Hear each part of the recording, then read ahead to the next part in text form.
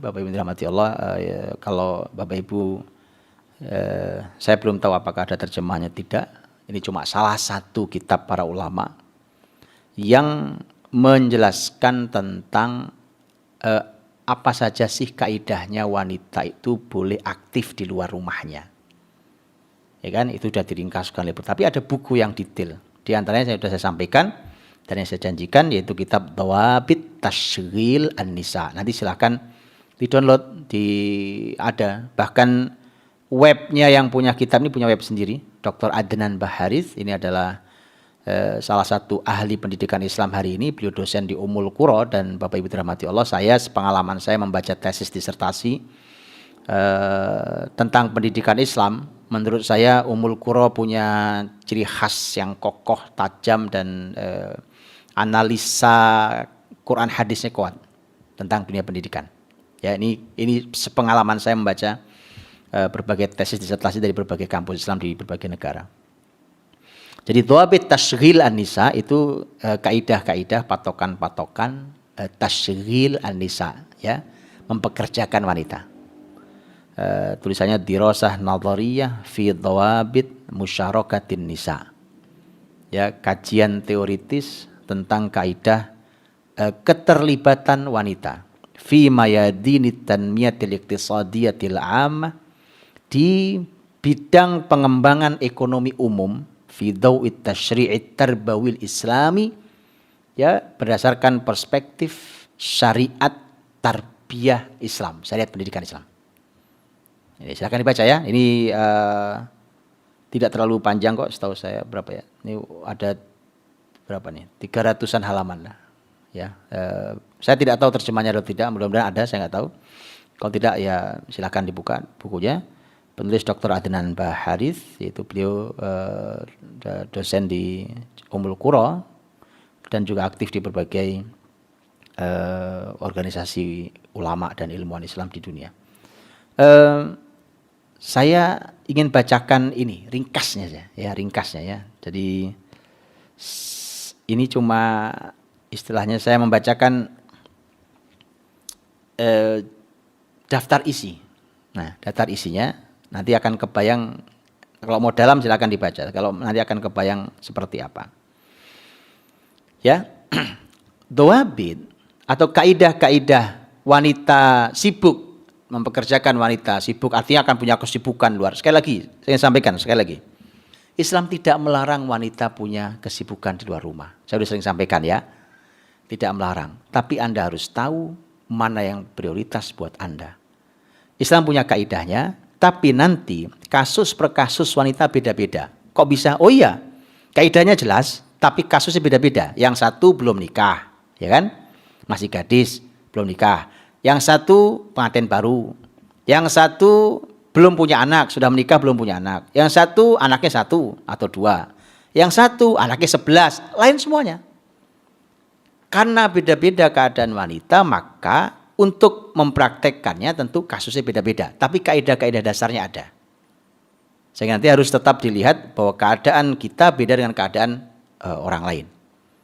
Ya, tapi ilmunya itu ada. Nah, di sini beliau ingin menyampaikan wanita itu bisa, memang boleh. Wanita tidak dilarang dalam Islam, untuk keluar rumah tidak dilarang itu. Hanya ada panduannya. Nah, wanita bahkan aktif, ya, mereka mencari tadi pengembangan ekonomi, jadi mencari ekonomi, nyari uang, boleh dalam Islam, boleh. Tapi ada dhawabit kata beliau, ada kaidah-kaidahnya. Beliau sampaikan ada beberapa dhawabit. Ya, ada beberapa kaidahnya dan beberapa patokannya itu, yang setiap patokan itu masih beliau kasih subnya nanti penjelasannya. Ya kan? Yang pertama, patokan yang pertama itu yang dhawabit akhlaqiyah. Jadi ini patokan kaidah yang berhubungan dengan akhlak. Nah, itu ada beberapa poin. Ya, ada beberapa poin. Umpamanya contoh ya. Dalam bab ini tajannub ikhtilatin nisa al-amilat birrijalil ajanib fil amal. Ya, harus menghindari bercampur aduknya wanita yang bekerja dengan laki-laki dalam pekerjaannya. Campur aduk gak karuan itu ya. Makanya kemudian sering terjadi masalah di rumah tangga gara-gara itu kan, gara-gara teman kantor. dan seterusnya. Ya. Kemudian contoh lagi ada kaidah yang kedua, tahrim. Ini urusan kaidah yang berhubungan dengan akhlak. Tahrim ashkalit tijar bin nisa'il amilat. Haramnya berbagai macam bentuk memperjualbelikan wanita pekerja. Bukan cuma pelacur loh, mohon maaf ya, bukan cuma pelacur Pak, yang haram tuh. Kita suka lupa, loh wanita banyak dipajang-pajang, dipajang-pajang di mana-mana itu, kemudian pekerjaan ini syarat wanita penampilan menarik. Itu ngapain tuh? Mau dipajang-pajang kan? Itu maksudnya. Beliau katakan haram hukumnya. Ketika wanita dijual, yang dijual itu. Ya. Makanya kemudian tahrim at-tijar bi suwarin nisa, dengan foto-foto perempuan, penampilan perempuan itu. Tahrim at-tijar bi aswatin nisa, dengan yang suara, bi a'radin nisa, tentang kehormatan ini. Oke, itu tawabit yang sifatnya akhlak. Itu beliau menyampaikan ada di akhlak, tentang tema akhlak itu. Ada 2 tadi. Kemudian beliau mengatakan yang kedua adalah dawabit yang berhubungan dengan kemanusiaan. Kalau tadi akhlak, ini kemanusiaan. Jadi kaidah mempekerjakan wanita, kaidah wanita dalam urusan ekonomi dengan sudut pandangnya adalah kemanusiaan. Ad-dawabit al-insaniyah. Kemanusiaan. Ada 3 poin. Ya, at-tarafu' bin nisa'il 'amilati 'anil a'malil mihaniyatil wadi'ah. Bahwa dalam Islam itu perempuan yang bekerja itu harus dijaga agar dia tidak mengambil pekerjaan-pekerjaan yang wadi'ah, yang merendahkan bagi perempuan, yang menghinakan perempuan. Itu pembahasannya di buku, silakan dibaca. Kemudian yang kedua, himayatun nisa al-amilat minal a'mali syaqatil mudniyah. Harus melindungi wanita yang bekerja dari pekerjaan yang berat sekali. Gak manusiawi perempuan melakukan mungkin bisa. Perempuan suruh naik pohon kelapa 15 meter bisa. Cuma mbok fikirlah secara manusiawi gitu maksudnya. Coba difikirkan manusiawi. Perempuan bawa tronton besar bisa. Ada contohnya. Coba dari sisi manusiawi masuk gak sih gitu. Sampai seperti itulah. Ya. Dhamanul haqqil malil nisa'il amilat, harus dijamin wanita mendapatkan hak hartanya. Ya, jangan sampai wanita dizalimi. Kalau dia sudah bekerja, dia berhak mendapatkan hak harta. Oke, itu yang kedua ya, yang berhubungan kaidah yang berhubungan dengan kemanusiaan. Ada ad-dawabit as-sihhiyah. Ini penting banget hari ini, Masya Allah. Hari ini sudah mulai banyak dikaji nih. Ya, ulama sudah ingatkan ini, yaitu ada yang berhubungan dengan kesehatan. Kaidah-kaidah ya, wanita nyari harta tapi hubungan dengan kesehatan.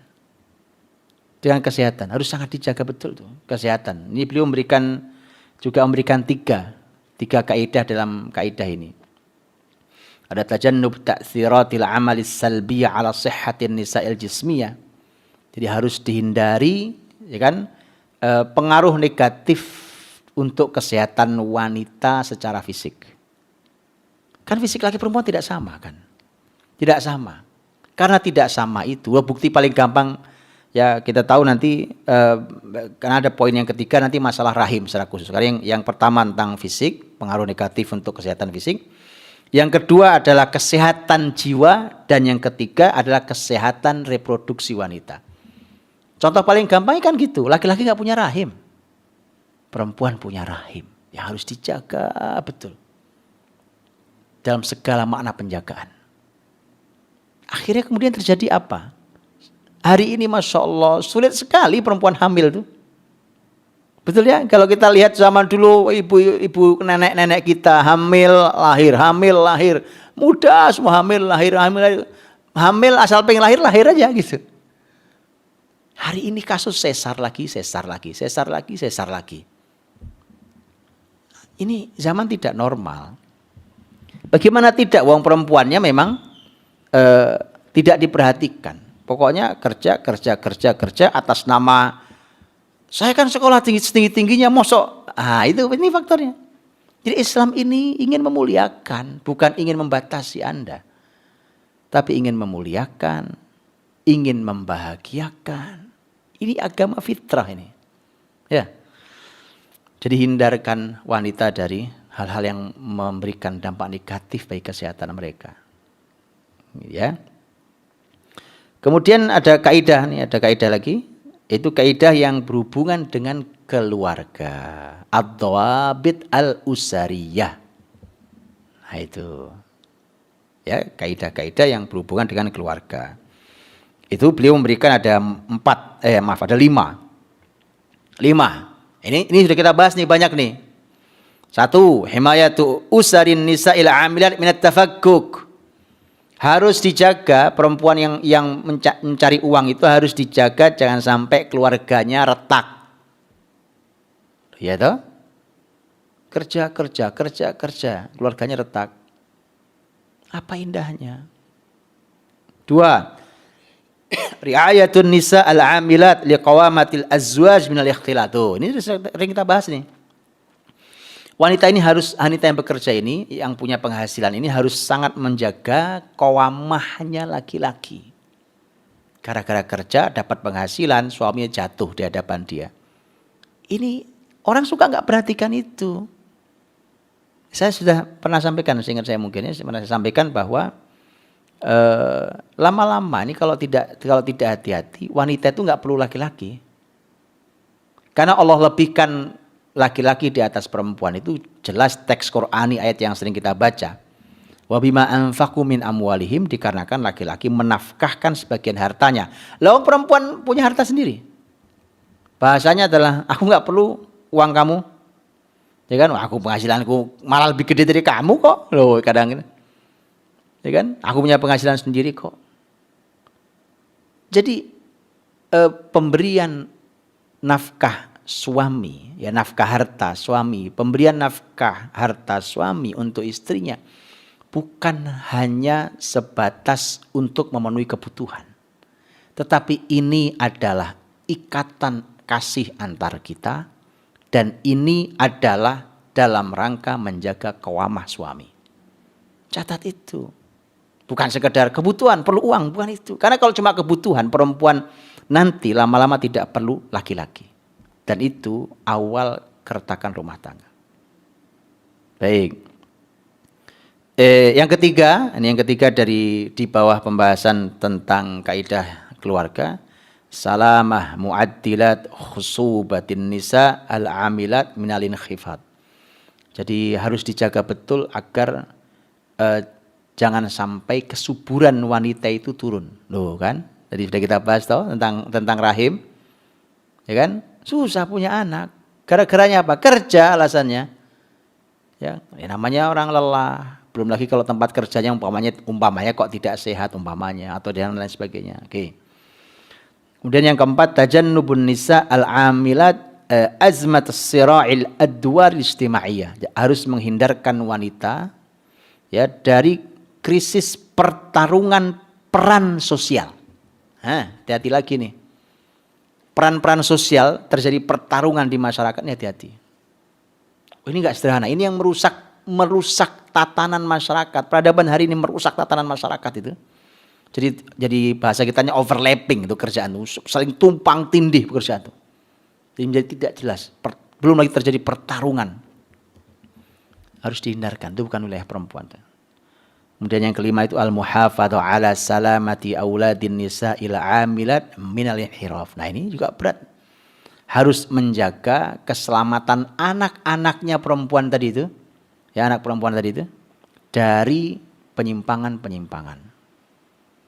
Jangan sampai anak-anaknya menyimpang. Gara-garanya emaknya pergi kerja semua. Anaknya gak terurus. Akhirnya terjadi berbagai penyimpangan. Oke.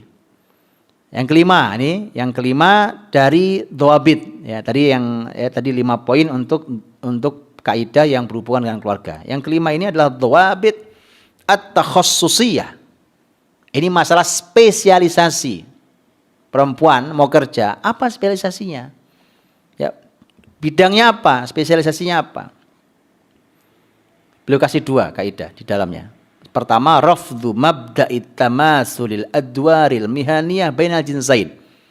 Harus ditolak, ya, harus ditolak pandangan tentang samanya peran pekerjaan antara laki dan perempuan.